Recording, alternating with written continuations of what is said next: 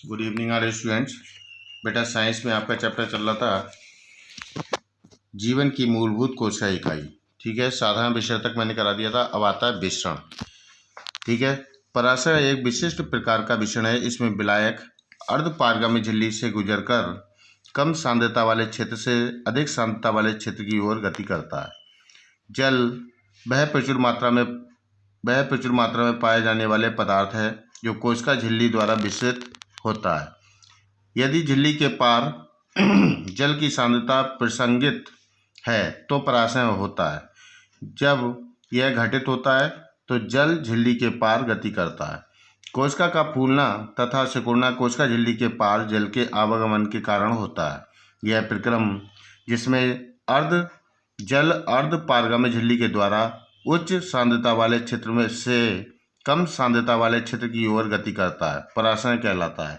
पराशरण को रोकने के लिए आवश्यक दाब की मात्रा पराशरण दाब कहलाती है।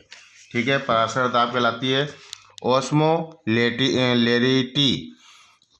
यह पराशरण की मानक इकाई है जो प्रति लीटर बिलियन में विलय के कणों के आधार पर विलयन की सांद्रता को निर्धारित करती है। अब आता है पराशरण के प्रकार। पराशरण दो प्रकार का होता है, अर्ध पराशरण और बाह्य पराशरण, अंतःपराशरण और बाह्य पराशरण। ठीक है, जो अंदर होता है वो अंतःपराशरण कहलाता है, जो बाह्य होता है वो बाहर होता है वो बाह्य पराशरण कहलाता है। अब आता है आइसो ओस्मोटिक, हाइपर ओस्मोटिक तथा हाइपो ओस्मोटिक। ठीक है, आइसो ओस्मोटिक क्या होता है? वह विलयन जिसमें विलय की सांद्रता कम होती है आइसो ओस्मोटिक कहलाता है। हाइपर ओस्मोटिक क्या कहलाता है? वह विलयन जिसमें विलय की सांद्रता उच्च होती है। यदि लवणीय जल की मछली की एक कोशिका को स्वच्छ जल के बीकर में रखा जाए तो कोशिका जल के लिए हाइपर ओस्मोटिक कहलाती है। हाइपो ओस्मोटिक वह विलयन जिसमें विलय की सांद्रता कम होती है। यदि स्वच्छ जल की मछली की एक कोशिका को लवणीय जल के बीकर में रखें तो कोशिका जल के लिए हाइपो ओस्मोटिक कहलाती है। ठीक है, अब उसके बाद आता है आपका किशमिश में पराशरण का प्रयोग। किशमिश आप रात में पानी में डाल दीजिए और सुबह देखिए कितना फूल के वो हो जाती है। तो इसमें ये किशमिश का उदाहरण भी दिया हुआ है।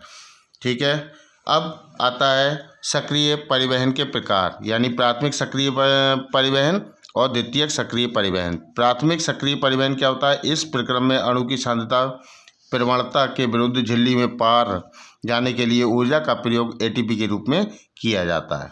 ठीक है, अतः सभी एटीपी समूह में एक या अधिक एटीपी बंधन स्थल होते हैं जो झिल्ली की सिस्टोलिक अवस्था में होते हैं। वास्तव में इस प्रकार के परिवहन में बाह्य रासायनिक ऊर्जा का प्रयोग किया जाता है। द्वितीयक सक्रिय परिवहन क्या होता है? यह सक्रिय परिवहन का ही एक रूप है जिसमें विद्युत रसायन ऊर्जा का प्रयोग होता है।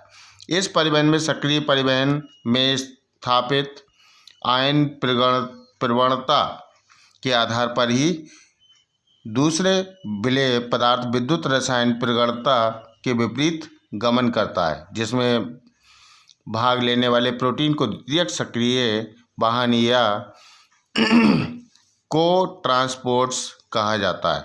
ठीक है, अब आता है बृहद अणुओं का परिवहन तंत्र।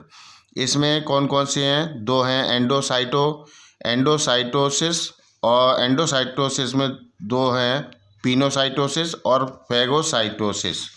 ठीक, अब उसके बाद आता है एसोसाइटोसिस। अब उसके बाद ये एक्सरसाइज आपको दी हुई है, ये आपको करनी है कॉपी में। ठीक है, पेज नंबर 134 पे अभ्यास प्रश्न सेकंड, ये आपको